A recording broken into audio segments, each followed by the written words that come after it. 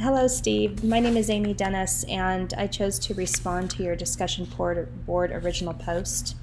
I just first want to thank you for your honesty and authenticity in conveying such a deeply personal crisis. I know this couldn't have been easy to go through and to retell it. I'm praying that you are doing well with retelling this story. Just to recap a little bit of what I read, your father died by suicide as a result of many years of trauma that he encountered, but you were feeling as though you encountered some level of guilt as you had an argument with him the day before he had died by suicide. You did speak of a terrible grief reaction, numbness, shock, feeling like you're outside of your own body, and you did speak very eloquently about the stages of grief that you encountered. It's very often that we do encounter stages of grief and we feel guilty ourselves when we go through a crisis such as a death by suicide. A lot of times that guilt is very misplaced.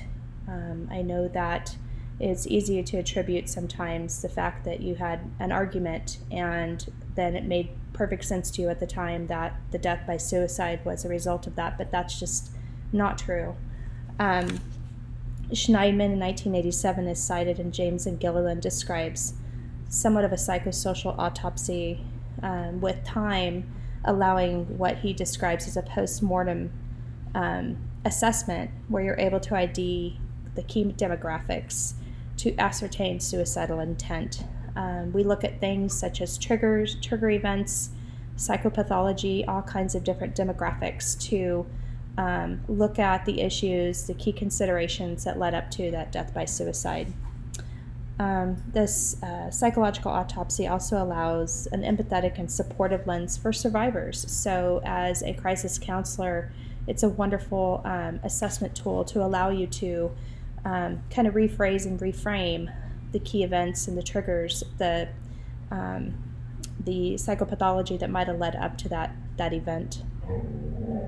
So looking at death by suicide, we know that the real victims are you and your family members. And Granello in 2007 talks about what you've been describing as the renewal phase of this process of kind of healing after such a traumatic experience. And I just want to encourage you to continue on that journey. I know it will be a lifelong journey for you. But I'm going to leave you with a scripture here. It's Psalm 46, 1-7. And God speaks the truth in that He is our refuge and strength and an ever-present help in trouble.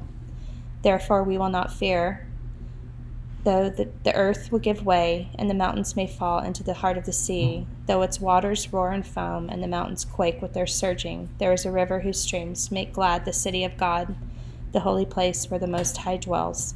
God is within her. She will not fall. God will help her at break of day. The Lord is almighty and is with us. The God of Jacob is our fortress.